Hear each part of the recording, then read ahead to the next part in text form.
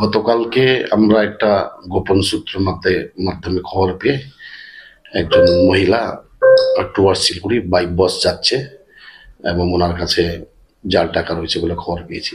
তারপরে আমরা তদারকি এই সোর্স ইনফরমেশনকে কাজে লাগিয়ে আমরা পাঞ্জিপাড়া বাস স্ট্যান্ড থেকে একজন মহিলাকে 90,000 জাল টাকা সহ 500 টাকার নোট সবটাই আমরা ওনাকে অ্যাপ্রিহেন্ড করেছি। 99,000।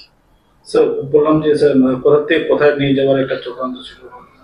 এটা টুয়ার্ডস শিলিগুড়ি যাচ্ছিল।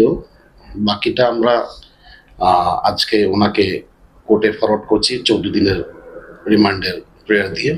তারপরে আমরা ফার্দার ইনভেস্টিগেশনে আমরা বোঝা যাবে কি টোটাল বৃত্তান্ত কি রয়েছে। স্যার কোথা থেকে যাচ্ছিল স্যার?